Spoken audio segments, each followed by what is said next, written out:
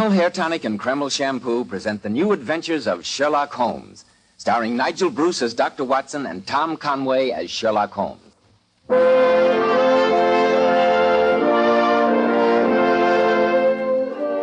here it is, Saturday night again, and time for our weekly visit with that excellent host and incomparable storyteller, Dr. Watson. I'm sure he's waiting for us in the old familiar study, so let's waste no time in joining him. Good evening, Mr. Bell. You're punctual to the minute, as usual. You bet I am. When it's time for Dr. Watson to tell a new adventure he had with the immortal Sherlock Holmes, I'm not going to miss a second. It's nice of you to say so, my boy. Draw up your usual chair and make yourself comfortable. Before I sit down, Dr. Watson, you mind if I take a look at the old metal case on the mantelpiece? It wasn't there last week. No, I placed it there because it played a prominent part in tonight's story. You see, it's a memento of yet another encounter that Sherlock Holmes and I had with the arch-villain of London crime, Professor Moriarty. But what is it, Dr. Watson? It looks like an old compass. That's exactly what it is, my boy. But there are no numerals on it, just these strange figures around the dial. Oh, those apparent hieroglyphics helped us to solve one of the most diabolical murders that we ever encountered. I call it the adventure of the half-eaten apple, the Coptic compass, and the unclothed corpse. I can hardly wait, Dr. Oh, I'm sure you'll wait long enough to have a word with our listeners now, won't you, Mr. Bell? Right. Men, aren't you sick and tired of hair preparations which leave your hair looking and feeling greasy? When you run your hand over your hair, does your hair feel sticky and dirty? Does grease come off on your hand? If so, then now's the time to change to Kreml Hair Tonic. The first thing you'll notice about Kreml is how clean it smells, how clean it looks and feels on your hair and scalp. When you use Kreml, you can run your hand over your hair. And honestly, men, it's a pleasure. Not a trace of that greasy, sticky feeling. Yet you can't beat Kreml to keep hair neatly groomed. You see, Kreml contains a special combination of hair grooming ingredients which is found in no other hair tonic. That's why it keeps hair in place longer, with such a natural, well-groomed appearance. So, men, let Kreml give your hair this handsome, clean-cut look which is bound to make a hit, both on the job and with the ladies. Kreml, Kreml Hair Tonic. Now, Dr. Watson, how's about the compass, the half-eaten apple, and the unclothed corpse? Well, Mr. Bell, the adventure began on a November morning shortly after the turn of the century. Holmes, seldom one to indulge in exercise for its own sake, had displayed a rare burst of activity and joined me in a stroll through Regent's Park. Just before noon, we retraced our steps, and as we turned the corner into Baker Street, I nearly collided with a tall, well-dressed man walking in the other direction. Oh, I beg your pardon. Oh, it's quite all right, sir. Excuse me. Aren't you Mr. Sherlock Holmes? I am. I'm Major Stanley. Indeed. You're a little early for our appointment, Major Stanley. This is my colleague, Dr. Watson. How do you do, sir? Dr. Watson. I am early, Mr. Holmes, and when your housekeeper told me you were still out, I decided to take a stroll. Then let's walk back together, and perhaps you can tell me your problem as we go. It isn't exactly my problem, Mr. Holmes. You see, I made decant to the Maharaja of Kasul. Oh, really? It's a very interesting job, I should imagine. Yes, it is. You know, I was in India myself, Peshawar and further north. I was once attacked by... Quite, Watson. Some other time, don't you think? Oh, sorry, Holmes. The Maharaja's problem would seem pressing since his emissary has been so eager to reach us. Please continue, Major Stanley. Mr. Holmes, have you ever heard of the Star of Kasul? A fabulously valuable diamond, isn't it? Yes. It's the treasure of the Maharaja's collection. At the moment, it's in the vaults of the Bank of England. No, it's the best place for it, I should say. There have been several jewel robberies lately. So I've been told, and that's why I've come to you, Mr. Holmes. You see, the Maharaja has come to England to have his portrait painted by a sergeant. Your problem becomes apparent, Major Stanley. When this portrait is painted, the Star of Kasul will no doubt be set in the Maharaja's turban. And you quite justifiably feel concerned about the jewel's safety. Exactly, Mr. Holmes. It must be cleverly and closely guarded on its daily journey from the vaults to the Maharaja's suite and back. Well, hardly sounds like a job for you, Holmes. No, Major Stanley. Without wishing to appear conceited, I may say that such a routine matter is rather outside my scope. The Maharaja insists on having you, Mr. Holmes. I assure you his fee would be princely. Here we are at 221B. Come in, Major Stanley. We'll discuss the matter further, if you like. Mrs. Hudson, we're back. Oh, very well, Doctor. Oh, Mr. Holmes. Yes, Mrs. Hudson? There were 2 gentlemen waiting to see you. Said they had an appointment, but they've gone. Said they'd come back later. Did they leave their names? No, sir, they didn't. That's odd. Thank you, Mrs. Hudson. Aye, sir. Let's go upstairs, shall we, Major Stanley? Very well, Doctor. Regarding your problem, Major Stanley, it occurs to me that Humphrey Pedder might be a good man to see. Humphrey Pedder? Yes, I'm not personally acquainted with him, but I'm told that he specializes in the more physical aspects of detective work. The Maharaj will be very distressed if you refuse him, Mr. Holmes. Naturally, I wish to...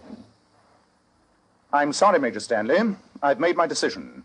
I can't handle the case. See Mr. Pedder, if you will. But Mr. Holmes, can't we sit down and talk about it at least? Yes, Holmes. After all, there's no need to be rude. I'm afraid not. Good day, Major.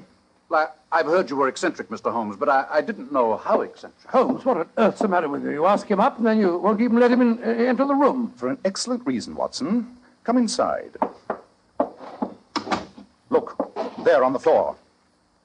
Great heavens. I could hardly let the emissary of a Raja walk into a room containing a corpse, and an unclothed one at that.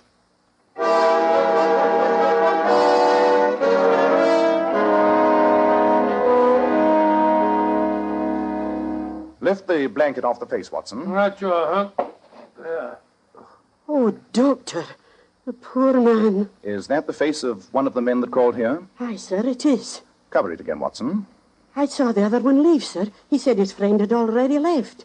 Oh, I never dreamed This that... one you saw leaving, was he carrying anything?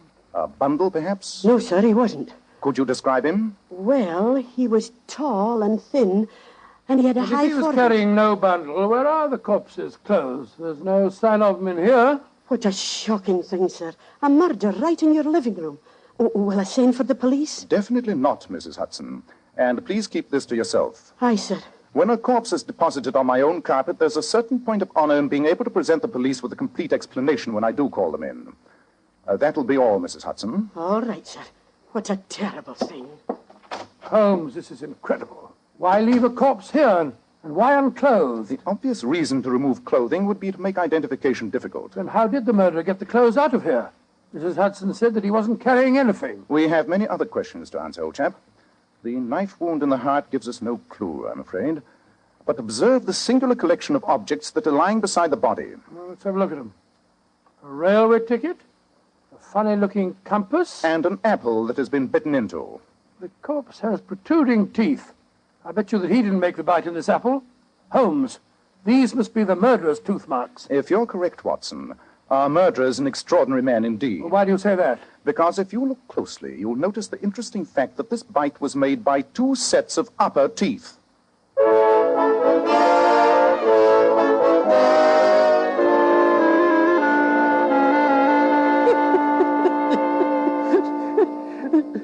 You're the one, no mistake, Professor Moriarty. 2 sets of upper teeth. Well, that was the best touch. Yes, Carter. I must confess it was neat. Simple, of course. You start the bite with your upper teeth, reverse the apple, and conclude the bite. Yes, simple, but I trust also somewhat disconcerting for the great Sherlock Holmes. Our past encounters have given me an insight into his very unusual mind. I'd like to have watched his face when he walked in there, Professor. So would I. But the next 24 hours will give me little leisure, I fear. I must arrange for a certain matter concerning a change of ownership in the Star of Kasul. This should be a fascinating game. But the old compass, the railway ticket. Carter, with your somewhat limited cranial development, it must be hard for you to absorb the subtler points in such a plan, but surely its basic purpose is obvious. Sherlock Holmes is about to be engaged by the Maharaja to guard the jewel. I had to divert his attention, so I perpetrated an intriguing murder on his own doorstep and surrounded the corpse with meaningless and completely unrelated objects which I knew would torment his curiosity and keep him off my trail. And that corpse would take some explaining to the police, too, Professor. Yes, that's why I placed it there. It puts him in an acutely embarrassing position. He has to try and solve the case or become the laughing stock of London. It's one of your neatest jobs, Professor. Oh, I won't say that, Carter. But I'm quite sure that I've posed a problem that Sherlock Holmes will be totally unable to resist.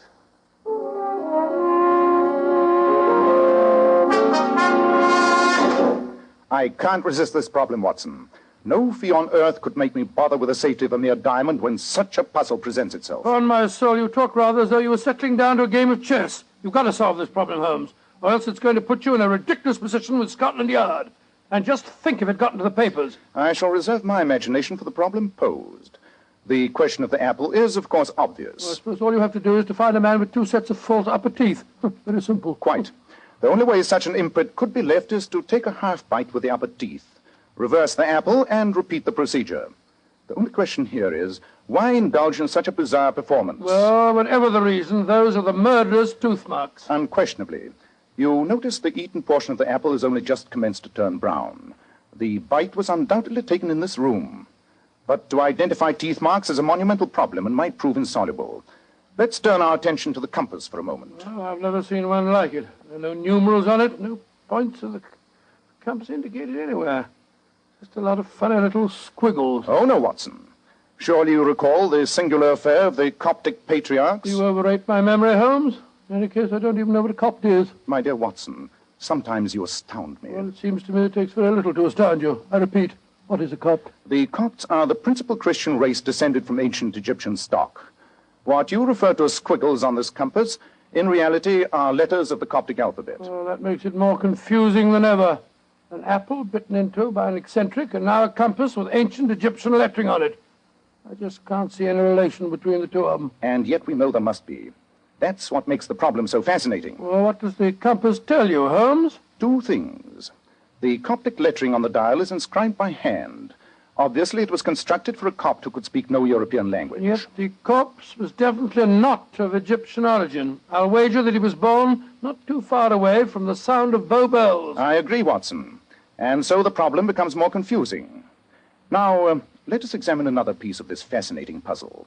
The railway ticket. Well, it's the unused return half of a first-class ticket from the village of Chipping Sodbury to London. Yes, and the date stamped on the back is November the 6th. Today? Yes, Watson, today. Chipping Sodbury is a tiny village.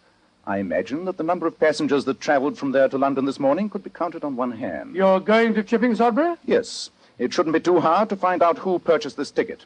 And while I'm doing that, I want you to stand guard here. With the corpse? Yes, Watson. And I suggest that you keep your revolver handy. My revolver? You mean that I mean that after what has happened in one short morning in Baker Street, we should be prepared for any eventuality.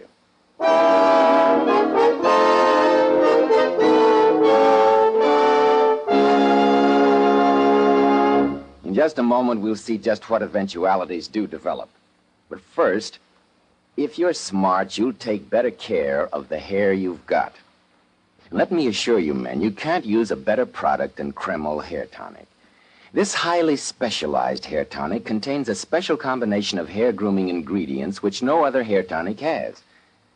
That is why Kreml keeps your hair in place longer, why your hair always has such a natural, well-groomed appearance, never greasy or sticky.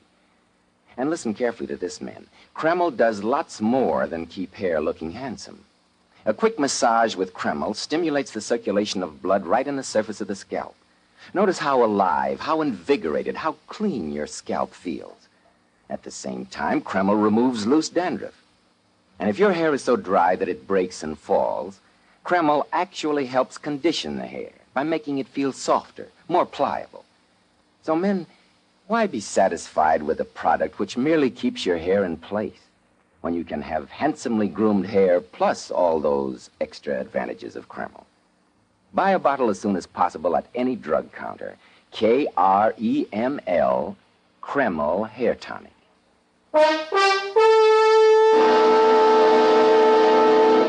Well, Dr. Watson, it seems to me that Professor Moriarty did quite a job in sending you and Sherlock Holmes off on a false trail. He did, Mr. Bell, and for a while his nefarious plan succeeded. But to take up the story where I left off, while I stood guard in Baker Street over the mysterious corpse, Holmes caught the next train for the tiny village of Chipping Sodbury. He told me that after a talk with the village station master, he had no trouble in tracing the purchaser of the first-class railway ticket that we'd found beside the body.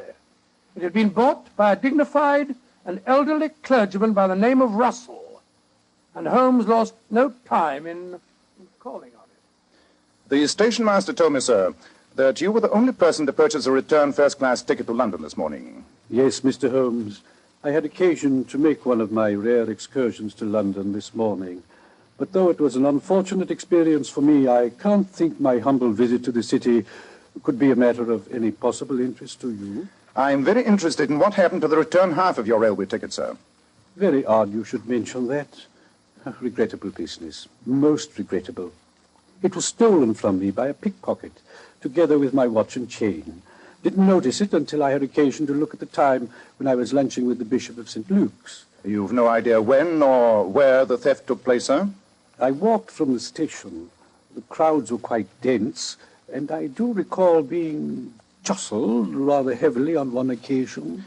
You reported your loss to the police, I suppose. Naturally, but I have little hope that they'll catch the criminal. Most regrettable business. Cost me a watch and the price of another ticket. An expensive lesson in the frailty of human nature. Do you care for a cup of tea, Mr. Holmes? No, thank you. I'm afraid I haven't time. I must return to London on the next train. Urgent and unfinished business awaits me there.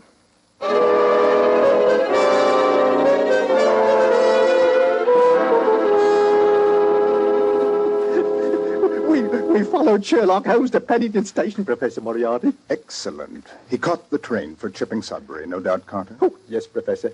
A fat lot of good that'll do him, even if he does find the old clergyman we pinched the stuff from. But it consumed valuable time. Time during which I can complete our plans regarding the Star of Kersul. Before midnight tonight, I think I can safely say that the jewel will be in our hands.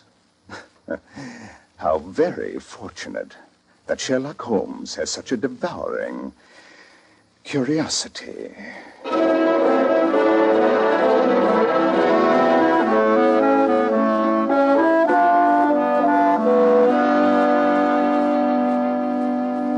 Any luck, Holmes? A waste of valuable time, Watson.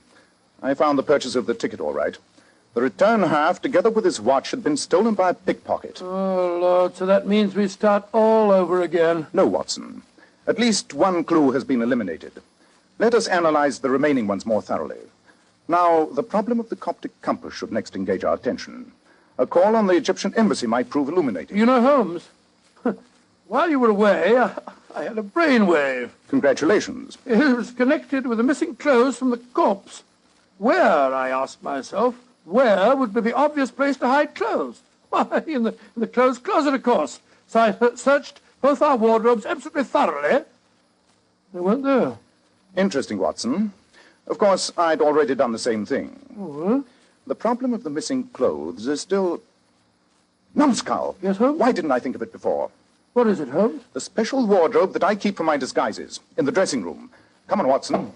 By Jove, yes, I never thought of that. Perfect place for hiding the dead man's clothes. Let's see if there have been any recent additions to this raggedy collection of mine. Costa's outfit. And there's the clergyman's suit. You always made a surprisingly convincing clergyman, Holmes. And here's the unfailing passport to many a servant's back door. The stained and roughened worsteds of the English plumber. Yes, these patched and frayed ghosts could tell many a tale of... Hello. Look here, Watson. Plain blue suit in rather good condition. Quite. And it doesn't belong in my collection. I think we've solved the mystery of the vanishing clothes. The labels have been ripped out of the coat. Yes, and the pockets emptied. All possible identification removed. We're getting warm, Watson. We're getting very warm. Wait a minute. What is it? Give me a knife. All right, Joe. There's something in the lining of this coat. Feels like paper. Perhaps the murderer didn't remove all identification after all. Here you are. These scissors will do the trick. Splendid. There we are. Piece of paper sewn to the padding of the coat. Yes. Let's see what it tells us. Humphrey Pedder, 118 Montague Crescent, Knightsbridge. That's the private detective you were talking about earlier on today. Do you suppose that Pedder's the corpse? At this stage, Watson, I shall suppose nothing. We'll go to Montague Crescent and find out for ourselves.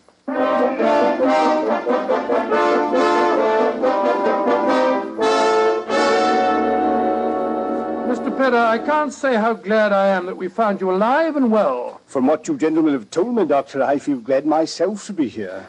Is it your custom to have an extra identification label sewn into all your clothes, Mr. Pedder? Yes, Mr. Holmes. A detective never knows what may happen to him. I've always felt such identification might be valuable. A very sound precaution. Thank you, sir.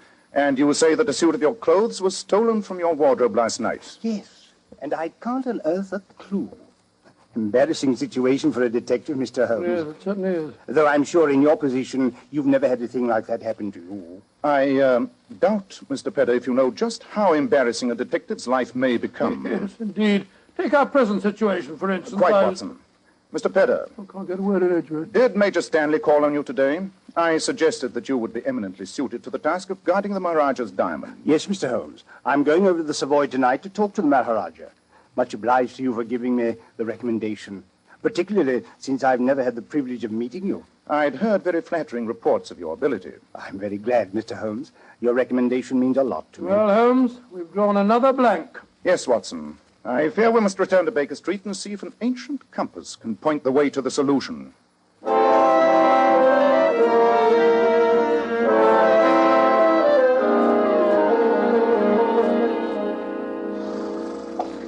Where to, sir? The Egyptian Embassy in Grosvenor Square, cabby. What's your government? Jump in, Watson. I feel a blasted fool trotting around London with a Coptic compass under my arm.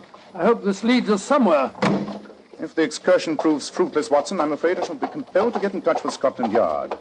A few hours' delay in reporting a murder can be explained, but beyond that, we may find ourselves in trouble. I think you should have reported it before this.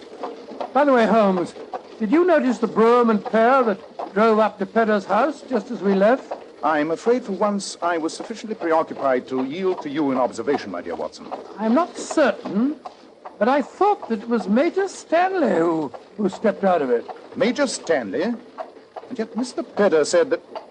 But of course! What an idiot I've been! Cabby! Cabby! Yes, sir. Turn around and drive us to the Savoy Hotel as fast as you can. Right, you are, government.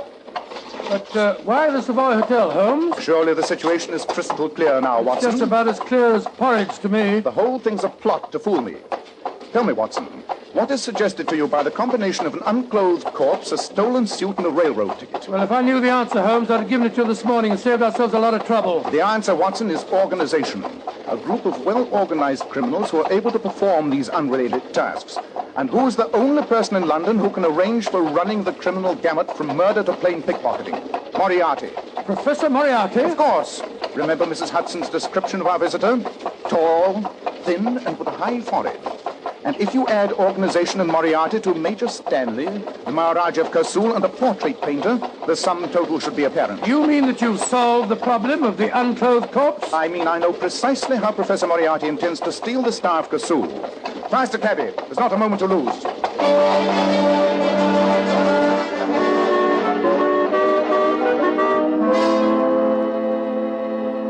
Mr. Holmes, it's an astonishing story you've told me. At least it explains my apparent rudeness this morning, Major You Stanley. can appreciate the embarrassing position in which my friend was placed, sir. Yes, indeed.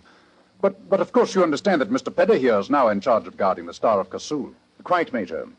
And you're in very excellent hands, I'm sure. Thank you, Mr. Holmes. But your own problem still fascinates me. The unclothed corpse, the compass, and the apple. As a humble exponent of your profession, I'm curious to see how you arrived at your conclusions. I reached them only just in time, Mr. Pedder. If I hadn't, I should at this moment be paying a fruitless visit to the Egyptian embassy. Well, I'm still confused, Holmes. And yet the answer is simple. What was outstanding about the crime committed at Baker Street? What was its individual peculiarity? Well, I suppose the air of mystery that surrounded it. I prefer to use the word mystification. The crime fascinated me, stimulated me, as Professor Moriarty hoped it would, until I realized that it was intended to do precisely that. The whole plan was a decoy, designed to prevent me from accepting your mission, Major Stanley. How could I accept such a commonplace job as guarding a jewel while such a fascinating problem was presented in my own living room? And the apple and the compass... Fictional clues that led nowhere, but were sufficiently challenging for the criminal to know I wouldn't be able to resist tracking them down. It's an amazing plot. Then the railway ticket and the suit of clothes that was stolen from me were all meant to focus your attention elsewhere and away from the diamond. Exactly, Mr. Pedder. Well, Mr. Holmes, I assure you we're very grateful for the warning. Yes, we shall be more than ever on our guard now. We know where the danger's coming from. Professor Moriarty. I'm taking the Star of Kasul back to the Bank of England in a few minutes. I assure you that I shall guard it extremely well.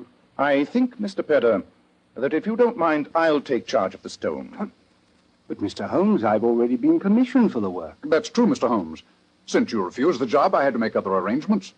Mr. Pedder was your own suggestion for the assignment. Nonetheless, Major, I think the Maharaja will sleep much more comfortably if I take charge of the stone. Holmes, I don't think that's very ethical. After all, you did refuse to take on the case, you know. This is hardly a time for ethics, Watson. Where is the Star of Kasul, Major Stanley? I just handed it over to Mr. Pedder before you arrived. Then supposing you give it to me, Mr. Pedder. By the way, I don't have the pleasure of knowing your real name. But Holmes, he's Humphrey Pedder. Oh, no, Watson. The unclothed corpse of Humphrey Pedder still lies in Baker Street. This is one of Professor Moriarty's most trusted henchmen. You're too smart for your own good. Look out, he's got a revolver. A little slow in drawing it. A beautiful uppercut, Holmes. Send for the police, please, Major Stanley. We have a prize catch for them here. Yes, Mr. Holmes. I can't tell you how grateful I am. I'll take the liberty of removing the diamond from the pocket of our recumbent friend. There we are. Behold, Watson, the Star of Kasul. What a magnificent stone. Magnificent. And yet one man was murdered for it. I only wish another might hang because of it. But Moriarty still goes free, and he killed Pedder. We'll catch him, Watson. We'll catch him. He is getting clumsy. If he'd noticed the credentials in Pedder's clothes, he would have been in possession of this bauble before the night is out. Instead of which, the evidence of this man here may help us to trap him. I hope so, Watson. But Moriarty inspires his henchmen with such loyalty that I doubt if he'll give us much help. The jewel is safe, our own peculiar problem is solved, and we've captured a prize villain. Next time, we shall capture the master himself.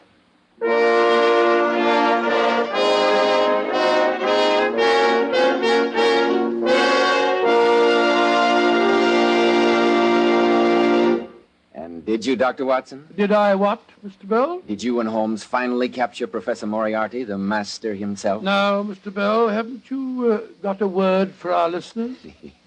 Yes, I have.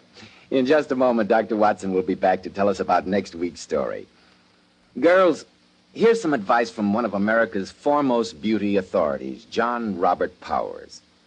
Mr. Powers tells his famous $1 Million Powers models to use only Kreml shampoo to wash their hair. And how right Mr. Powers is. Because Kreml shampoo has been especially developed to glamour bathe each tiny strand of hair to its own natural, glossy luster. It leaves the hair shining bright for days. Just a vision of beauty. You know, Kreml shampoo is great for washing children's hair, too. Yes. Its luxurious active foam thoroughly cleanses the hair and scalp and removes all loose dandruff as well as the dirt. Kreml shampoo never dries the hair.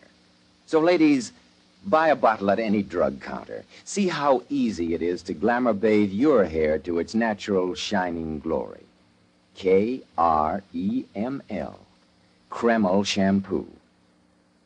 Now, Dr. Watson, what about next week? Well, now, next week I think I'll tell you a story about a dowager dip. A dowager dip? What on earth's that? That's a slang way of saying that our story concerns the Dowager Duchess of Penfield, who had the misfortune of being a kleptomaniac. And the story also concerns the strange, and I must admit, embarrassing adventure of the elusive emerald.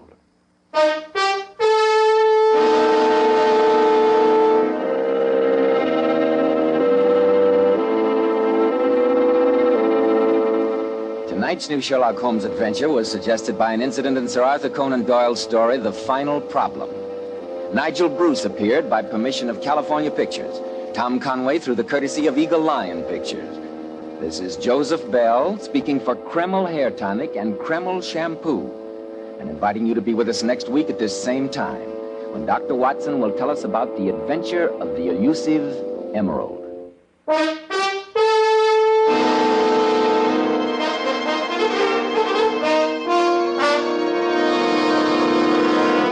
This is ABC, the American Broadcasting Company.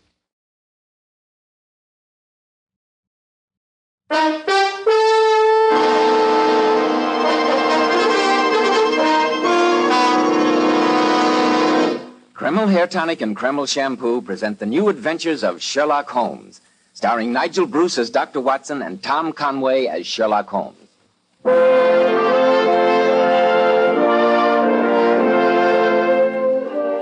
here it is, Saturday night again, and time for our weekly visit with that excellent host and incomparable storyteller, Dr. Watson. I'm sure he's waiting for us in the old familiar study, so let's waste no time in joining him. Good evening, Mr. Bell. You're punctual to the minute, as usual. You bet I am. When it's time for Dr. Watson to tell a new adventure he had with the immortal Sherlock Holmes, I'm not going to miss a second Nice of it. of you to say so, my boy. Draw up a chair, and I'll get on with tonight's new Sherlock Holmes adventure. From the hint you gave us last week, it sounded like quite a story. It was one that I shall never forget at any rate. For once, I played a rather dashing role in the case. Oh? And I have this small gold key on my watch chain to remind me of the fact. A gold key? Given to you perhaps by a lady, Dr. Watson? It was given me, my boy, by Her Grace, the Dowager Duchess of Penfield. In gratitude for services rendered, I Oh, suppose. no, Mr. Bell. Not by the wildest stretch of the imagination could you say that.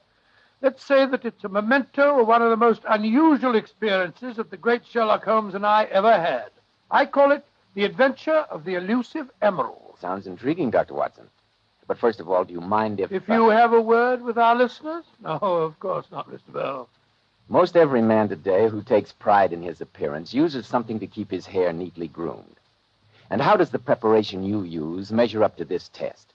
Look in the mirror. Has your hair that old-fashioned, greasy, patent leather look? Now run your hand back over your hair. Does your hair feel greasy, sticky, or dirty? If it does, then be smart, men. Change to Kreml Hair Tonic. This highly specialized hair tonic contains a combination of hair grooming ingredients found in no other hair tonic. That's why Kreml keeps your hair in place longer, with such a handsome, well-groomed look. When you use Kreml, you can run your hand back over your hair, and, men, it's really a pleasure. No grease comes off from your hand. And I'm sure you'll enjoy the way Kreml always looks and feels so clean on your hair and scalp. Buy a bottle of Kreml at any drug counter. Let it keep your hair looking handsome at all times. Kreml, Kreml Hair Tonic.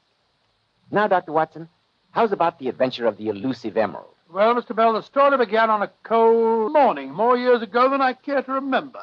Holmes and I, our breakfast just concluded, sat on either side of a cheery fire in our Baker Street lodgings. A thick fog rolled down between the houses, and the windows opposite looked like dark, shapeless blurs through the heavy yellow murk. A London pea super, eh, Dr. Watson? Yes, it was, Mr. Bell. Our gas was lit and shone its flickering light on the white cloth and glimmer of china, for the breakfast table had not yet been cleared. Shortly before 11, we heard the old familiar jangle at our front doorbell, and a few minutes later, Mrs. Hudson ushered into our room Lord Morris Danby, a middle-aged man who seemed to be in a state of great excitement. Mr. Holmes, you must help me. I'll do my best, Lord Danby.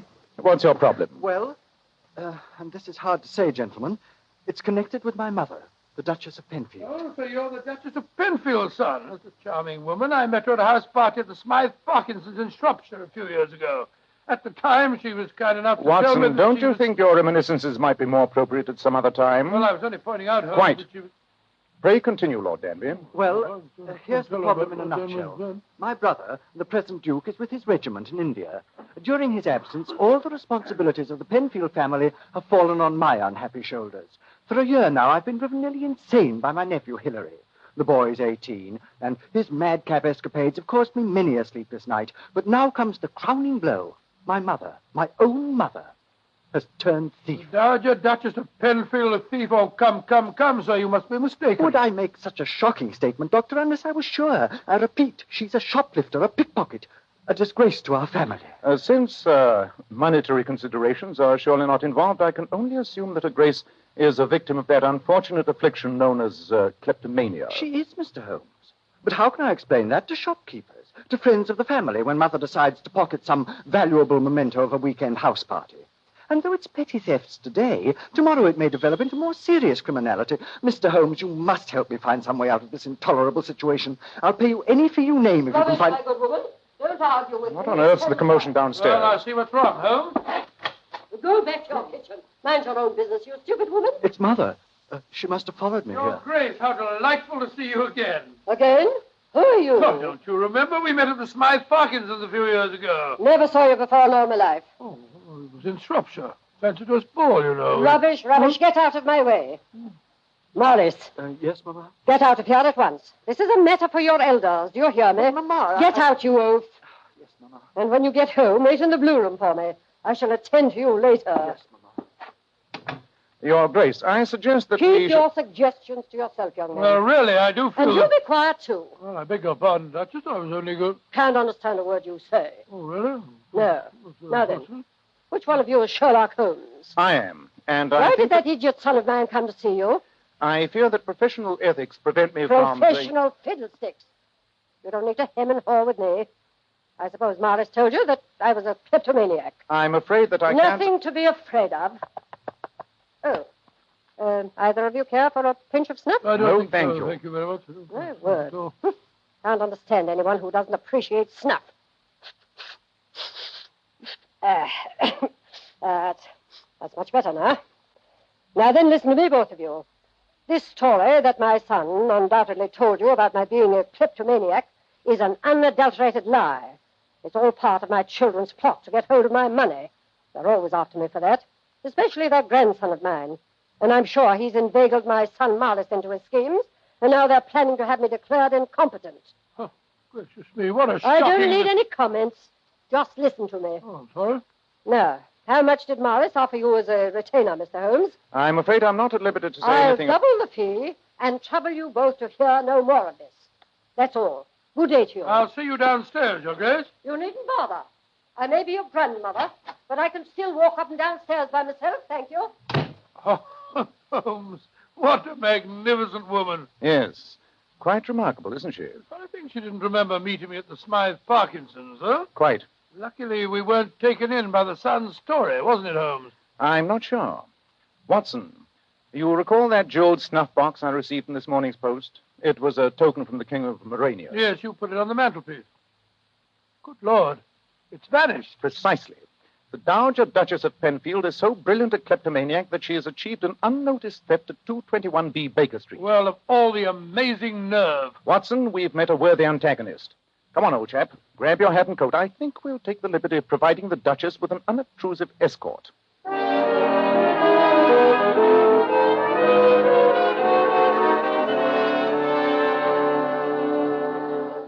Oh, Lord. Holmes, this is the 12th shop that we've been in. My feet are tired. We've been following the Duchess all day. I was anxious to observe her technique. Well, she's obviously had plenty of practice. Yes. She's spent about £100 in this shopping tour so far, and yet she's succeeded in obtaining some £500 worth of goods. Brilliant work. Look, Holmes. That small man in the bowler hat stopping her. The shop detective, no doubt.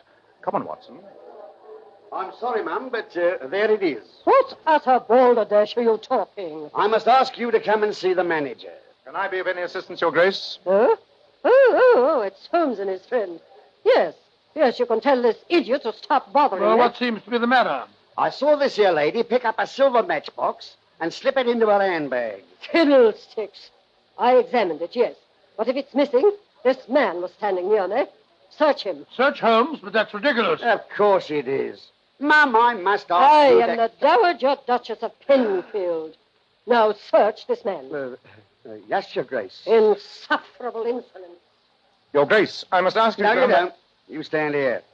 I'm going to search you. This is ridiculous, my good Yes, man. of course it is. If you didn't take it, you got nothing to be frightened about then. Hello.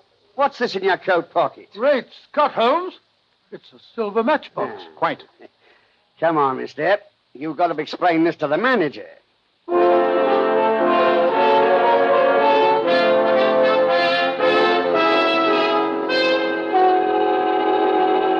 Mr. Holmes, I'm very embarrassed that my man brought you here. That's quite all right, sir. It was a perfectly understandable mistake. Yes, but you must realize that this unfortunate habit of the Duchess's must be kept a secret. Quite so, Dr. Watson. And I think the program I've outlined will prove a most satisfactory way of handling any such incidents in the future. You follow my plan quite clearly? Oh, yes, Mr. Holmes. We'll have our shop detectives watching her whenever she comes in. Anything she doesn't pay for, we're to charge to her account as though they were purchases. Precisely. In that way, your shop will sustain no loss, and the Penfield family will be spared public scandal. Yes, a very satisfactory arrangement, I think. Come on, Watson.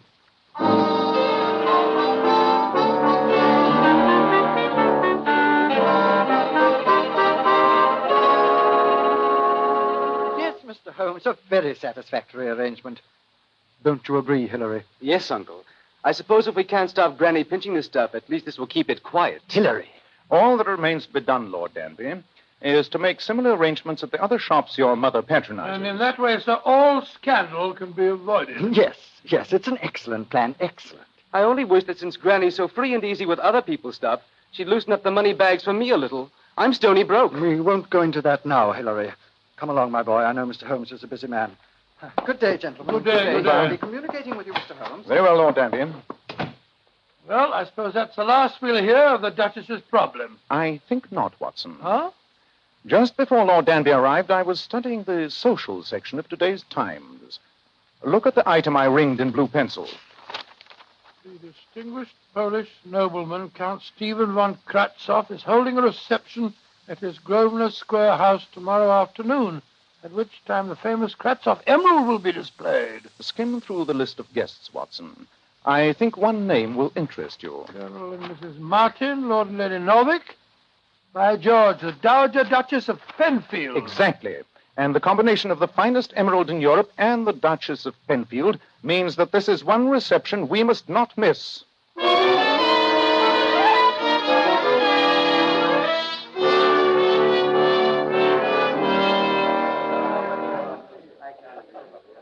Where's your friend, Sherlock Holmes? He's over there talking to Count Kratzoff, Your Grace. You and your friend have been following me since yesterday, haven't you, young man? No, of course not. We wouldn't dream of such a thing. Oh, fiddlesticks. I know you have. Well, by the way, you said we'd met before somewhere. Where was it? At the Smythe Parkinson's in Shropshire, at a fancy dress dance. No, the Parkinsons. Don't remember you. I was wearing a Pharaoh's costume. Oh, really? How very original. What was I wearing? Something in blue.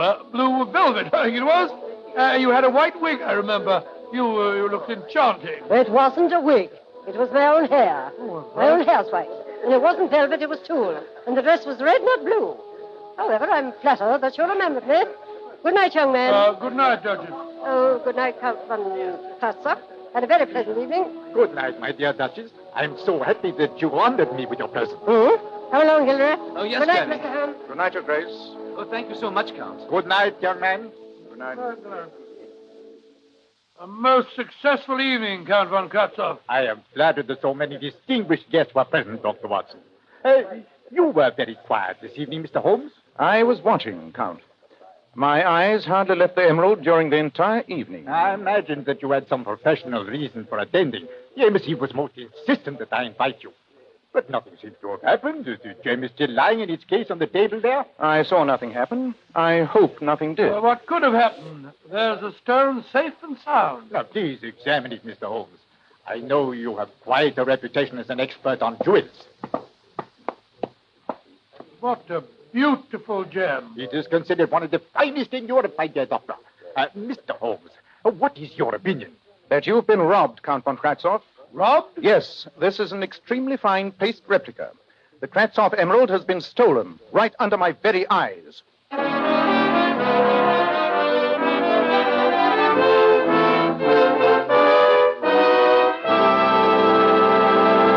In just a moment, we will rejoin Sherlock Holmes and Dr. Watson as they try to solve the mystery of the elusive emerald. Men, it's smart to take care of the hair you've got. And I want to tell you about Kreml hair tonic. You see, Kreml is a highly specialized hair tonic. It contains a combination of hair grooming ingredients found in no other hair tonic. That's why it keeps hair neatly in place longer and gives the hair such a natural, well-groomed appearance. Never greasy or sticky. But men, Kreml does lots more than keep hair looking attractive. A quick massage with Kreml stimulates the circulation of blood right in the surface of the scalp. Notice how alive, how invigorated your scalp feels. And men, you like to rub Kreml on your scalp because it's such a clean hair tonic. Never feels greasy or sticky. Its light oils have a fine lubricating effect on a dry scalp, too. At the same time, it removes loose dandruff. And if your hair is so dry that it breaks and falls, Kreml actually helps condition the hair in that it makes it feel softer, more pliable. So men, for a cleaner scalp, for better groomed hair, change to Kreml. K-R-E-M-L, Kreml Hair Tonic.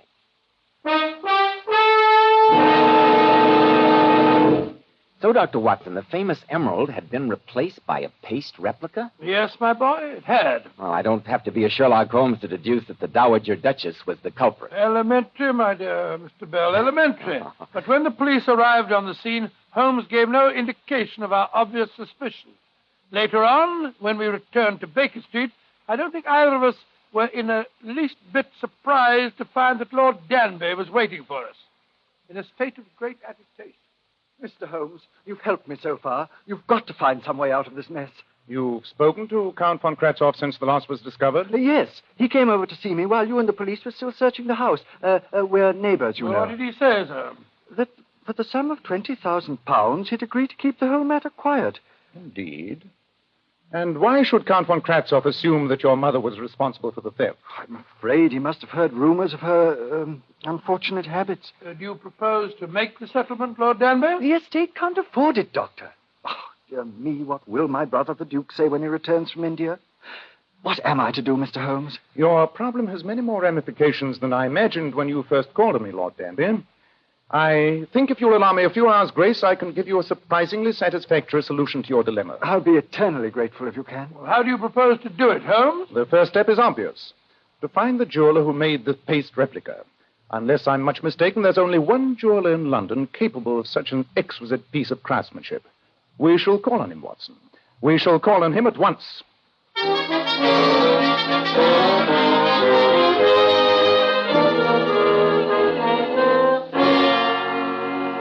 Yes, Mr. Holmes, I made this replica. I thought you were the only man in London capable of such brilliant work, Mr. Marcus. You are most kind.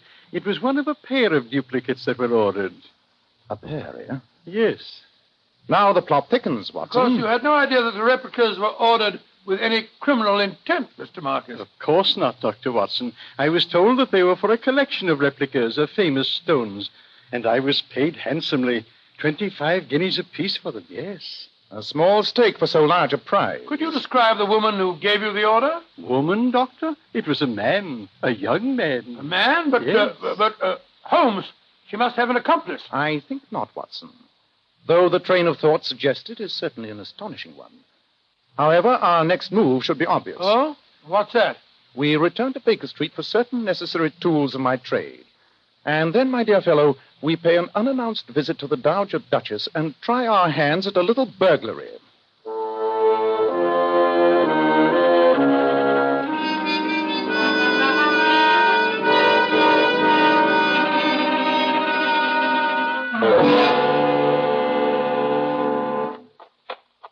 Holmes, is that you? Yes, Watson. I hope you're not too cold. Oh, I'm frozen to death. Cowering here in these bushes under the Duchess's window. You must have been gone for 3/4 of an hour at least. Nevertheless, it was a very profitable excursion. Oh, I'm glad to hear it. For heaven's sake, take off that stupid moustache. You look ridiculous. And yet this stupid moustache inspired great confidence in the second chambermaid. Under the impression that I was a flirtatious plumber with prospects, she informed me that the Duchess has a small room leading off a boudoir. A room that none of the staff is allowed to enter. You think that that's where her hoard of stolen goods may be situated? It's worth trying, old chap. A stout coil of rope attached to the balcony above should enable us to make an unobtrusive entry. Possibly, but where do we find a stout coil of rope? Even a pseudo-plumber has his tools. You don't imagine this bag contains a pipe wrench or some such useless appurtenance, do you? Look. Great Scott. A coil of rope. Exactly. Now let's see how best we may secure it to the balcony above. But we must work quietly, Watson. If we're discovered, I'm afraid this is going to be a trifle hard to explain.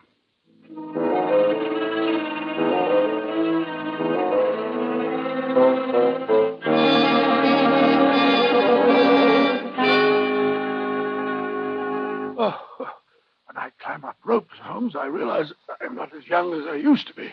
I thought you were surprisingly nimble, my dear Watson. Oh, I don't like this. Supposing somebody discovers us burning the Duchess's house and calls the police. Then what? We shall probably go to prison. Strike a match, will you? Right. But I still don't like it. I like this lamp. There we are. So this is the room where the servants are not allowed, eh? Now, I wonder where the Duchess would... I think this wall safe gives us the answer. Locked, of course. Yes, but the safe's old-fashioned. Unless I'm much mistaken, the combination is an extremely simple one. It is. There we are.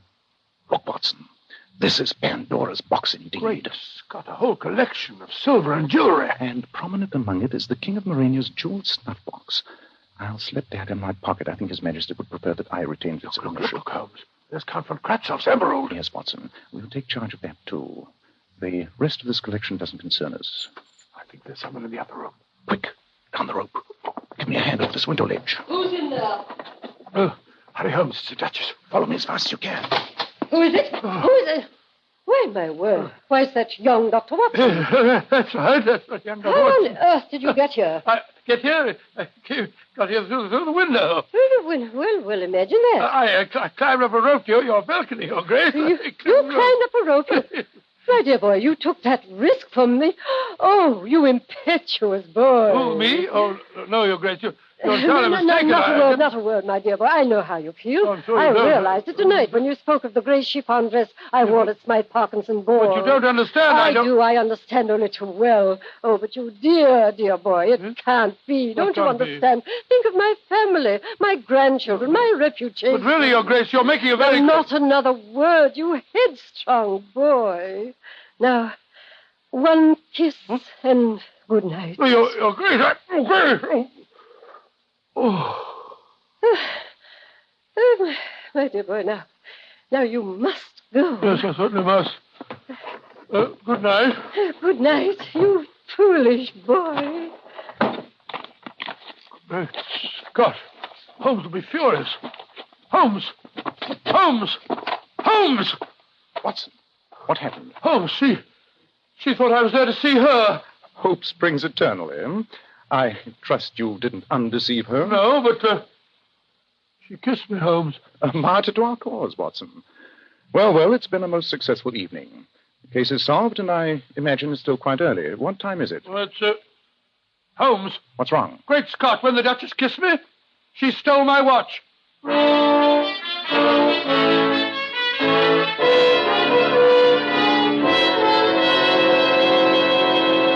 Say the case is solved, Mr. Holmes? Yes, Lord Danby.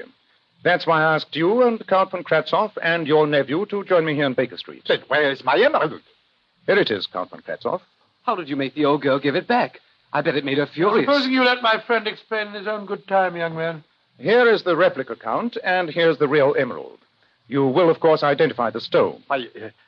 Yes, of course. Splendid.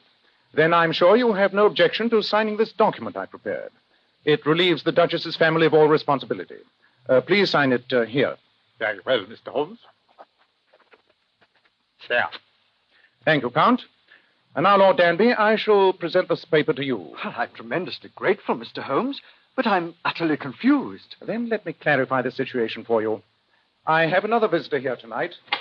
Please come in, won't you? Very well, Mr. Holmes. Lord, it's that jeweler fellow. Now, Mr. Marcus, please point out the person who ordered the two paste replicas from you. It was that young man there. Me? But I've never seen you before in my life. He was the man, Mr. Holmes. You mean that I mean, Lord Danby, that the whole theft was part of an extremely cunning plot. Count von Kratzov, you joined forces with young Hilary here. You displayed a paste replica at your reception and tempted the Duchess to steal it. Which she did, and then the Count substituted the second replica in place of the one that she'd taken. Precisely, and insisted that I examine the stone, knowing that I'd spot it was a fake. And then Count von Kratzov attempted to persuade the family to settle for £20,000. For the theft of a paste imitation. Well, Count, it looks as though Sherlock Holmes was too smart for us. Be a fool, Hilary. Admit nothing. A confession is not needed since the guilt is proven. But where's the real emerald? I'm quite certain it's still safe in Poland. The whole plot was perfectly clear to me when Mr. Marcus told me of the pair of duplicates. Yes, a kleptomaniac could hardly indulge in such an elaborate plan. Nor would one work with an accomplice. Well, Lord Danby, what do you say? I'm shocked. Deeply shocked. My nephew I shall deal with separately, of course. Don't look so grumpy, Uncle. I was only trying to get a little money. Granny wouldn't give me any. Count von Kratzov, you can be prosecuted for fraud and extortion, you know. Only by involving the Penfield family in a great deal of scandal, I assure you, Mr. Holmes. What do you say, Lord Danby? Do you intend to prosecute? The Count's right. The scandal would be unbearable. Then I'd suggest we merely request Count von Kratzov's immediate departure for Poland. Now, don't try and stop me, my good woman. I'm going upstairs. It's Mother. It's Granny. It's the Duchess. Oh, Lord. My word. How very depressing. I came here to talk to Dr. Watson, and I find his room knee-deep with my relatives. Now get out of this room, all of you. But, Mamma... Now, no arguments, Marlis. Leave the room. All of you, and wait for me downstairs. Very well. Come along, Hilary. I will speak to you privately. Mr. Holmes, I want to speak to Dr. Watson alone. Very well, Your Grace. Holmes, don't leave me. Well, that's extremely ungallant of you, Doctor. Your Grace, you can speak freely, perfectly freely, in front of Mr. Holmes here. My word. How extremely disappointing. Well, young man, I realize that I was cruel and heartless to you last night. Here's your watch. Oh, thank you, Your Grace. What's this gold key on the chain? That's a key to my private conservatory in the garden. Oh, dear me. Yes, a man of your weight has no business climbing ropes. Good day, Mr. Holmes. Goodbye, Your Grace. Dr. Watson. Yes, Your Grace? I looked through my wardrobe after you left last night. I found that dress I wore at the Smythe Parkinson's. It was green. Bottle green nets. Watson, my dear fellow, you've made a conquest. A distinct conquest. I felt so more embarrassed in my life. A gold key, indeed. You know, Holmes, though the case is over, I think Count von Kratzov should be taught a lesson. Undoubtedly, he led that young fellow astray. Even though Lord Danby doesn't want to prosecute, I'm not sure that we shouldn't. What evidence would we use? The replica emerald, of course. You seem to forget that the Dowager Duchess of Penfield has just left the room. What? You mean she stole it again? Yes, Watson. I'm sure that our evidence will shortly be reposing in that small room off her boudoir. And I have a strong feeling that not even your love for British justice will get you there again.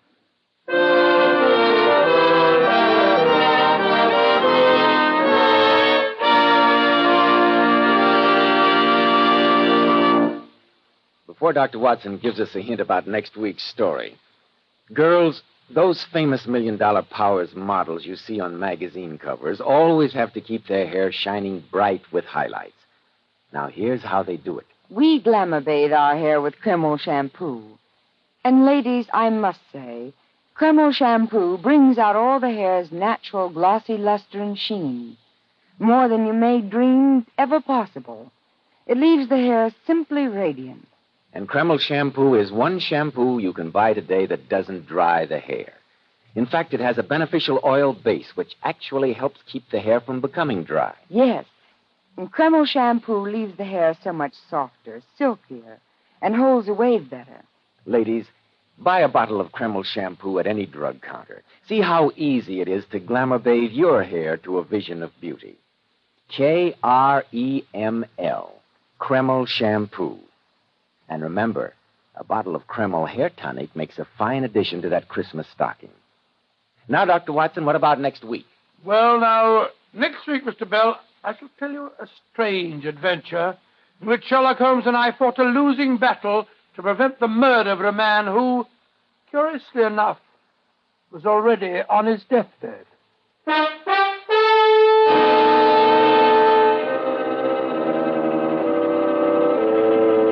Tonight's new Sherlock Holmes adventure was suggested by an incident in Sir Arthur Conan Doyle's story, The Musgrave Ritual. Nigel Bruce appeared by permission of California Pictures.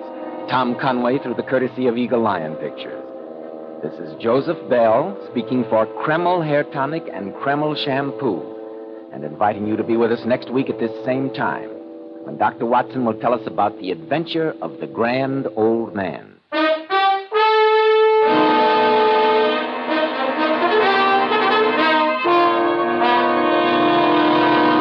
This is ABC, the American Broadcasting Company.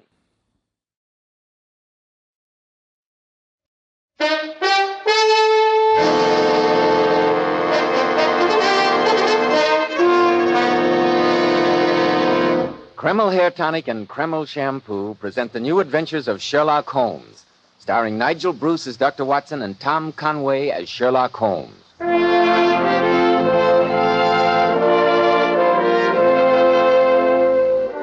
Now it's time to keep that weekly appointment with our good friend and host, Dr. Watson. Let's join him, shall we? Good evening, Dr. Watson. Good evening, Mr. Bell. As usual, you're punctual to the minute. Naturally, when I have an appointment with my favorite doctor. Oh, well, draw up your usual chair and make yourself comfortable. Thank you. That's it. All ready with tonight's new Sherlock Holmes adventure, Dr. Watson? Yes, my boy. I was going over my notes on the case before you arrived. I came across this old theater program. I think it'll interest you. Garrick Theater, Sir Basil Wentworth in a revival of Martin Reeves' famous play, The Road is Narrow. A production that you and the great Sherlock Holmes attended, I'm sure. We certainly did, Mr. Bell, though at the time we had no idea that we were about to become involved in the tragic death of Martin Reeves. You've probably heard of him, haven't you, Mr. Bell? It seems to me I had to read him in school, Dr. Watson. He's rather out of fashion now, like so many other good things. But in the 1890s, apart from Lord Tennyson, there wasn't a more famous writer in England, or a more respected one. The story I'm going to tell you tonight, Mr. Bell, concerns the horrible circumstances surrounding his death. Sounds like a mighty intriguing Sherlock Holmes adventure. But before you begin, Dr. Watson, do you mind if you have your little talk? No, of course not, Mr. Bell. Men, well-groomed hair helps so much in giving a man that prosperous, successful appearance. And I'm sure you'll want to know why Kreml hair tonic is preferred among America's top-flight executives. Kreml never plasters the hair down with sticky goo, which makes your hair and scalp feel so dirty. It never gives hair that old-fashioned, greasy, patent leather look. You see, Kreml is a very highly specialized hair tonic. It contains a unique and utterly different combination of hair grooming ingredients that's never been duplicated in any other hair tonic. That's why Kreml keeps unruly hair so neatly in place longer, with such a handsome, healthy-looking luster. What I especially like about Kreml is that after you use it, you can run your hand back over your hair, and your hair never feels sticky or dirty. No greasy film comes off on your hand. Yet Kreml keeps hair in perfect order from morning till night, always looking so healthy and handsome. Kreml, Kreml Hair Tonic. Now, Dr. Watson, what about the singular death of Martin Reeves?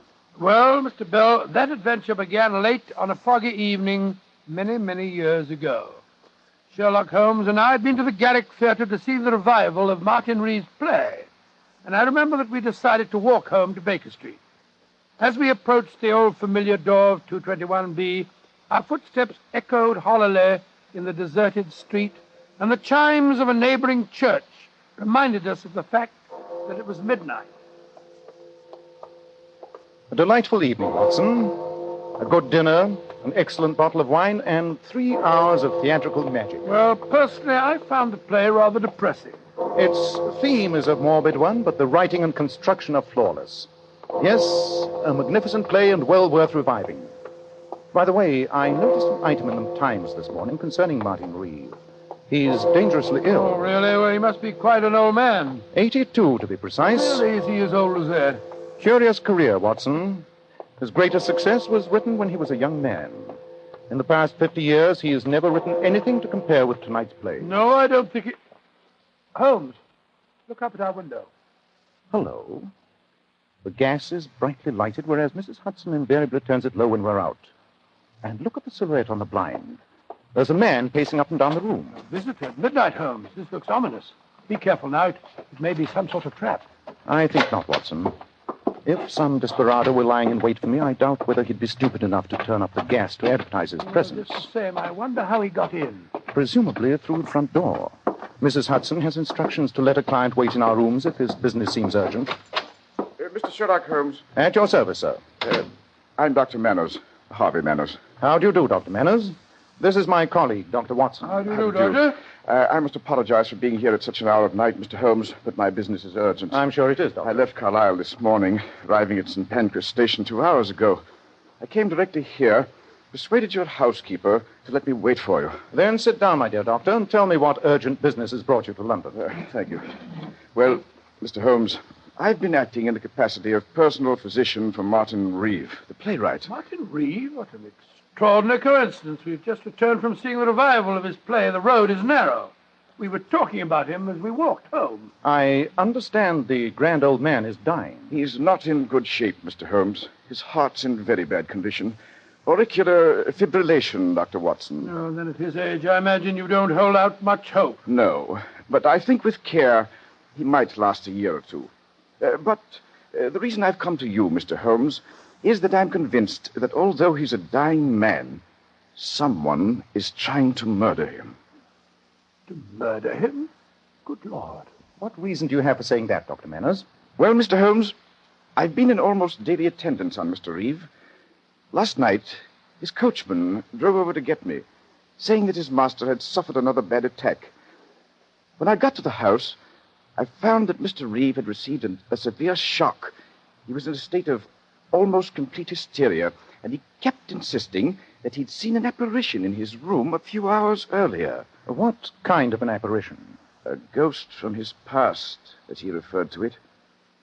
I think that someone arranged for that apparition, that they knew of his heart condition, and also knew that a sudden fright could kill him.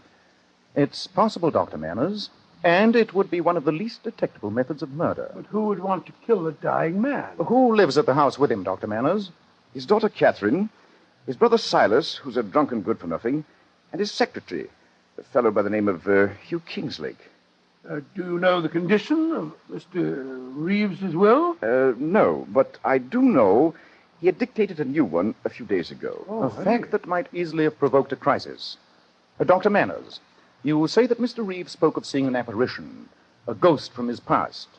Was he able to describe its appearance? Well, he was a little incoherent, but he kept babbling something about blonde hair and blue eyes and a young man who'd come back from beyond the grave to haunt him. Don't you think, Dr. Manners, that these might simply be the delusions of an old and a sick man? I didn't overlook that possibility, I assure you, Dr. Watson, even though Mr. Reeves' mental faculties are remarkably acute for his age. But last night, after I'd given him a sedative, I examined his room. I found these, Mr. Holmes. That's when I decided to come to you. Oh, let's have a look at them. They look like blonde hair. Yes, they are, Doctor. I found them on the bedclothes, and yet no one in that house has blonde hair. Interesting. Very interesting. The hair is human, and yet the roots have minute particles of glue attached to them. Obviously, they're from a wig. Get out the timetable, Watson, will you? Yeah, we're going to Carlisle? On the earliest possible train. Though the grand old man of the English theater is dying, we must do everything in our power to see that his death is not an unnatural one.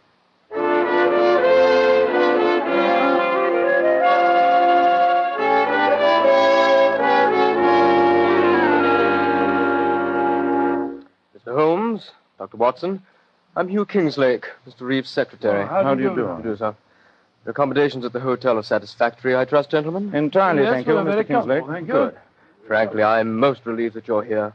Mr. Reeve received a severe shock the night before last. I quite agree with Dr. Manners that someone deliberately induced that shock, knowing the serious condition of Mr. Reeve's heart. Have you any idea who that someone might be? Well, it's a little difficult for me to talk, Mr. Holmes. After all, I'm only an employee here, but I can't help feeling that... Oh, good morning, Mr. Reeve. Kingslake, who are these men? This is Mr. Sherlock Holmes and Dr. Watson, and Mr. Silas Reeve. How do you do, Mr. Reeve? And what, may I ask, is the professional meddler Sherlock Holmes doing in my brother's house? I'm here at the request of Dr. Manners. Manners has no right to bring you here, sir. A lot of rubbish. All this talk about apparitions. Nonsense. Martin's in his second childhood. He's become a gibbering old fool. Personally, I wish he'd die and have done with it. Well, upon my soul, Never mind your soul, my good doctor. Why don't you mind your own business and get out of the house? We don't want detectives here. Mr. Reeve, I've traveled some 200 miles to see your brother, and I have no intention of leaving this house without talking to him. Then talk and the devil with you.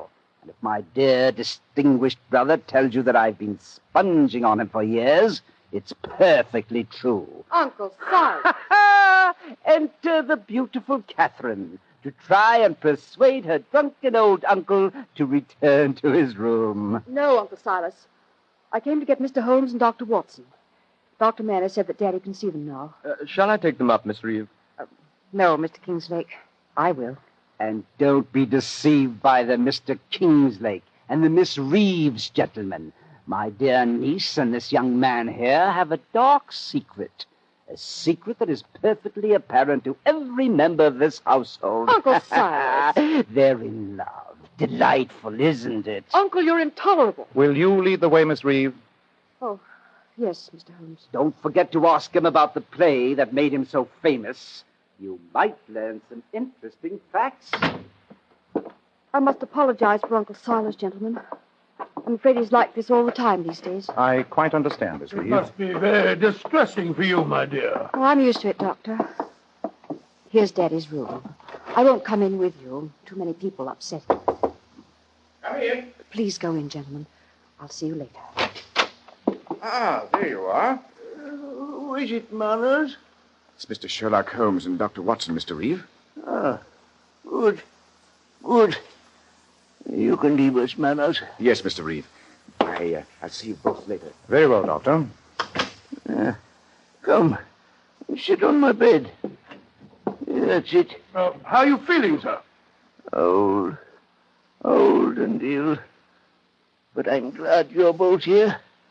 Manners displayed unusual enterprise in persuading you to visit me. There's been a lot of nonsense printed about my impending death. Anyone would think a great man is dying. The author of The Road is Narrow is a great man, Mr. Reeve. He was a great man, Mr. Holmes. What do you mean, sir? The author of that play died 45 years ago. What? And yet, his ghost appeared in this room 2 nights ago. Mr. Reeve, are you saying that you didn't write The Road is Narrow? Yes, my boy, I am. And it's a secret that's been gnawing at me for years. Now that I'm on my deathbed, I'd like to clear my conscience. Then who did write the play, sir? A young friend of mine, by the name of Colin McGrath. I started life as a lawyer's clerk in Keswick, a few miles from here. Colin lived in the same village, and we became great friends. One day, he gave me the manuscript of his play to look at, and I realized it was a work of a genius. Suddenly he died. No one knew about the manuscript. You claimed it as your own, sir? Yes. To my eternal shame, I did. Now, I want to make amends. Mr. Holmes, I want you to find out if any heirs of Colin McGrath still survive. If they do, I'll give them half of my estate. Mr. Reeve, does anyone else know of this, fraud? Yes. Knowing that I hadn't long for this world, I confided the secret to 3 members of my household. And you're convinced that the apparition you saw the other night was that of the dead Colin McGrath? There was no mistaking him. The blue eyes, the long golden hair. It was Colin, or his ghost come to haunt me on my deathbed. This decision on your part to leave half of your estate to any heirs of the man you wronged, was that decision made before you had this strange visitation the other night? Yes. Yes, it was. Did you mention it to any member of your family, sir? No. I did say something to Dr. Manners, and I didn't mention Colin McGrath's name. It's obvious that someone wished to frighten you, knew your secret, and disguised himself to resemble Colin McGrath. Yeah, it was Colin. Never forget his blue eyes. He was standing over there in the chest of drawers. He looked at me so reproachfully. So... He's asleep. Yes, Watson. And while he lies there, some member of this household continues to plot his death. We must work fast. Well, what are we going to do? Split forces. I shall remain here for a while and see what may be found out. I'll meet you at our hotel later and we'll compare notes. And what shall I do? Go to the village of Keswick. Colin McGrath lived and died there. See what you can find out about him, Watson.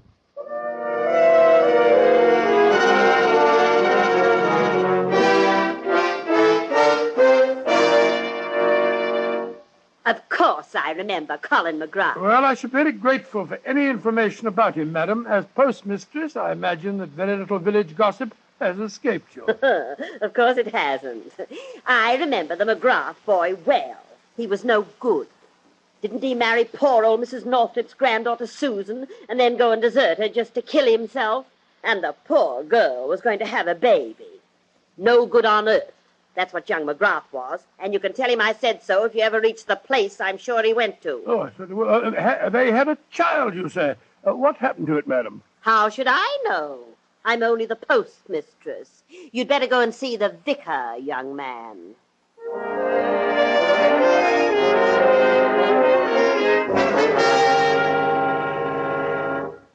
It's a tragic story you've told me, Dr. Watson. But you remember Colin McGrath, sir? Oh, very well. And I always suspected something akin to genius in the boy.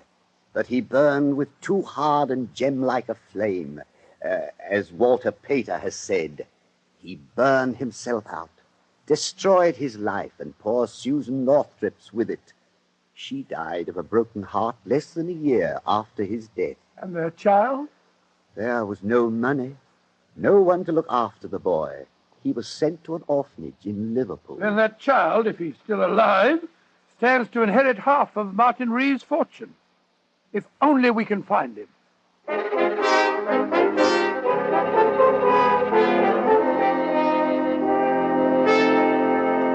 Oh, it's good to be back here at the hotel, Holmes. I've had an exhausting day. I trust you had better luck than I did. What did you find out? That Colin McGrath had a child, that his wife died shortly after the child's birth, and that the boy was sent to an orphanage in Liverpool. In Liverpool? Go on, Watson. Well, the vicar gave me this photograph, where we are, of Mrs. McGrath. It was taken on their wedding day. Let me see it. But this is amazing, Watson. One of our problems is solved. Well, I'm blessed if I see how. Let me explain it to you. After you left, I had quite a long talk with the secretary, Hugh Kingslake.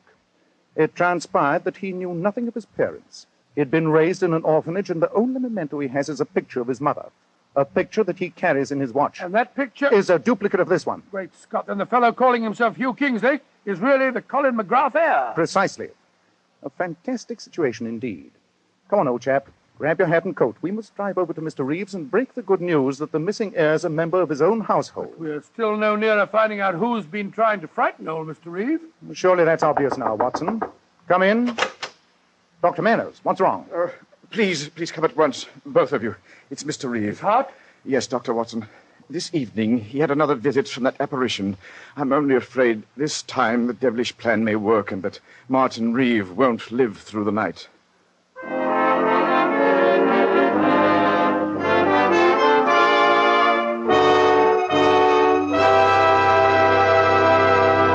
In a moment, we'll find out what Sherlock Holmes says is obvious. But first, more and more men today are beginning to realize they should take better care of the hair they've got. And when you buy a hair tonic, why not get your money's worth? Why not enjoy the extra advantages of Kreml hair tonic? Kreml contains a special combination of hair grooming ingredients which is found in no other hair tonic. This highly specialized hair tonic keeps dry, stubborn hair neatly in place all day long, and always gives it such a natural, well-groomed appearance, never sticky or greasy. But men, Kreml does lots more than keep hair looking handsome.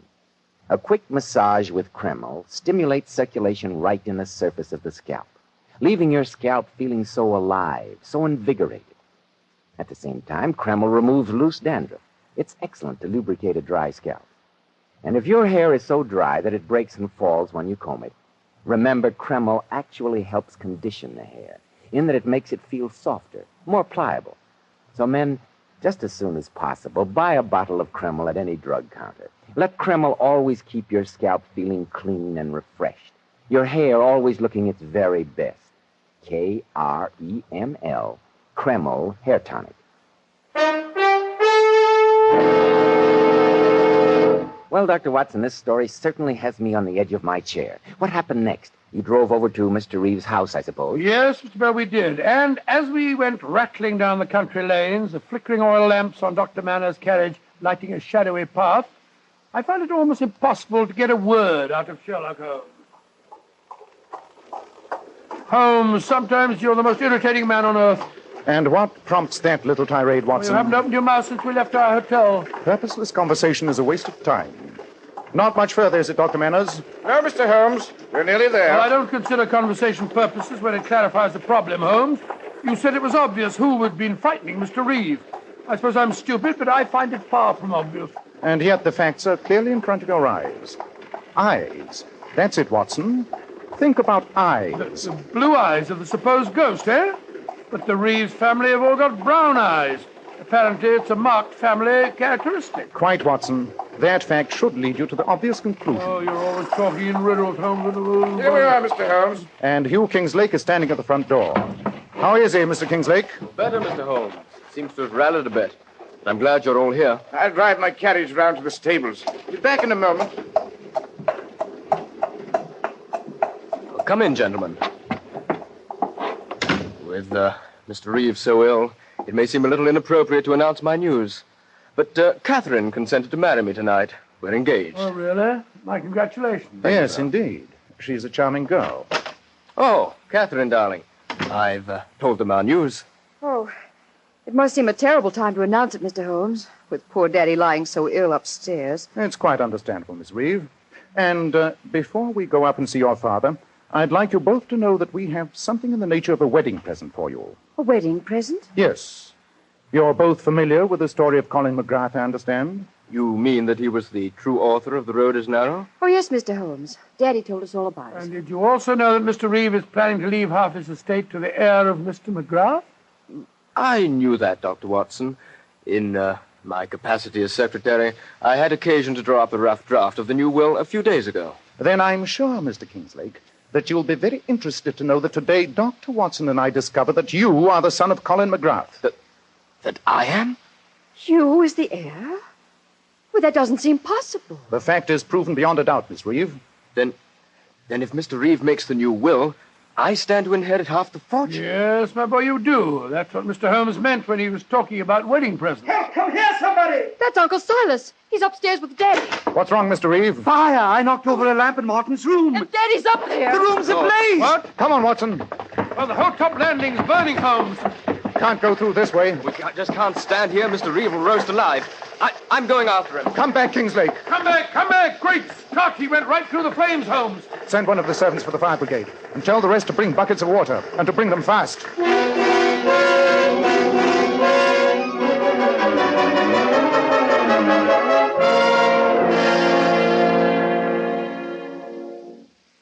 Dr. Watson, how is Hugh? Well, he's going to pull through, Miss Reeve. He's badly burned, but he'll be all right, won't he, Dr. Manners? Yes, a few weeks in the hospital, and he'll be as good as new. And Father? Well, I am afraid he's dead, Catherine. Dead? Oh, poor Daddy. Oh, my dear, he might have lived for a time, but the shock of the fire coming so close on top of the other one was too much for him. He died just as I took him from your fiancé's arms. So that by knocking over a lamp, I was responsible for my brother's death? Yes, Mr. Reeve. The credit is yours. In fact, I wouldn't be at all surprised if the local police might consider booking you on a charge of arson. Rubbish! It was an accident, and you can't prove otherwise. Possibly not. But there's one matter I can settle here and now. 2 nights ago, someone in this house tried to murder Martin Reeve by posing as Colin McGrath. The same despicable action was repeated tonight. Well, one person that we can eliminate is Hugh Kingslake. He nearly gave his life just now, trying to save his employer. Then who was responsible, Mr. Holmes? A feature of the impersonation that especially struck your father, Miss Reeve, was the color of the eyes. He described them as a brilliant blue. Then that rules out Catherine and me. We both have brown eyes. Precisely, Mr. Reeve. I have devoted some considerable study to the art of disguise. There are wigs and methods of altering height and weight. But the color of the eyes cannot be altered. Watson, 10 minutes ago you had the opportunity of examining Mr. Kingslake's eyes without the tinted glasses he's in the habit of wearing. Well, they did fall off when he stumbled back down the back stairs, but I can't say that I noticed the color of his eyes. They were blue, Watson. Brilliant blue, just as his father's were before him. You mean that young Kingslake was responsible? Yes, Mr. Reeve, I do. But that's ridiculous, Mr. Holmes. He just hurt himself severely in trying to save Father. True, Miss Reeve. But surely his reason was obvious. He intended to marry you. And when he learned a few days ago that your father planned to will half his estate to the McGrath heir, he decided to try and kill him before that will could be put into effect. Oh, I see it all, Holmes. And then tonight, he realized that he was the heir. Precisely, Watson. And so it was to his great advantage to see that his employer stayed alive to execute that new will. That accounts for his bravery in the fire tonight. I can't believe it of him, Mr. Holmes. I can. I've always disliked you, and I'll have great pleasure in prosecuting him. It'd be hard to prove, Silas. After all, your brother did die a natural death. Yes, Dr. Manners. I fear that legally there's very little we can do to Mr. Kinslake. But when he recovers and realizes that he risked his life for nothing, I think he'll find his own punishment. The change in the will was not made. The estate will be divided between the family, and I doubt if Mr. Kinslake will now acquire any of it by marriage. No, of course he won't. I'll never see him again. Quite right, my dear, quite right. What a despicable scheme. And to think that his father wrote one of the greatest plays of our century. I prefer to forget the fact, Watson. Emotional qualities are antagonistic to clear thinking. I assure you that the most winning woman I ever knew was hanged for poisoning 3 little children for their insurance money. And the most repellent man of my acquaintance is a philanthropist who has spent nearly $250,000 upon the London poor. Now, my dear chap, I think we should look up the next train back to London. Our work here is done.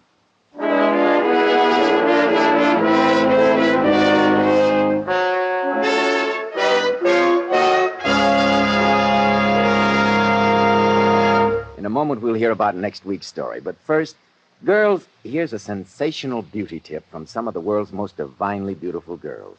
Powers models. Girls who are famous for their enchantingly lovely silken sheen hair. We glamour bathe our hair with Kreml shampoo. And really, ladies, you'll be amazed how Kreml shampoo brings out all your hair's natural sparkling beauty.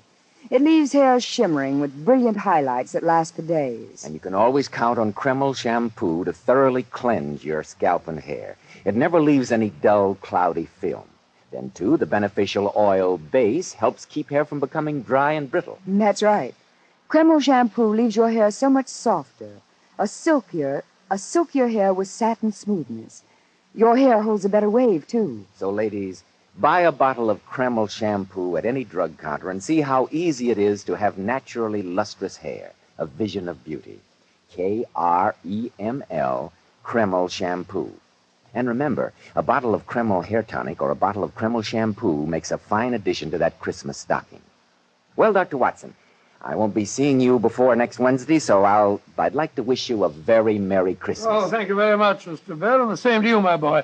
I'd also like to take this opportunity of extending the season's greetings to all our listeners and all our friends. On behalf of our sponsors, on behalf of Mr. Conway and myself, and on behalf of Mr. McKnight, our director. So, Dr. Watson, we'll be meeting again next Saturday night. What new Sherlock Holmes adventure are you planning to tell us then? The strange story of a weird jungle music that was heard in the peaceful English countryside and of a diabolical plot that failed. I call it The Singular Affair of the White Cockerel.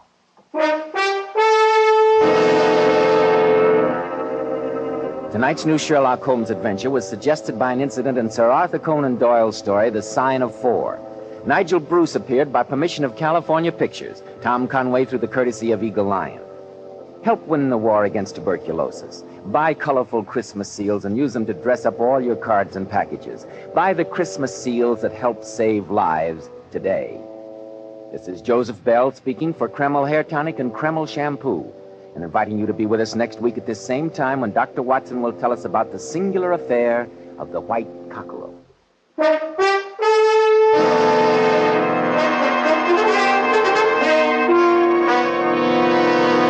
This is ABC, the American Broadcasting Company.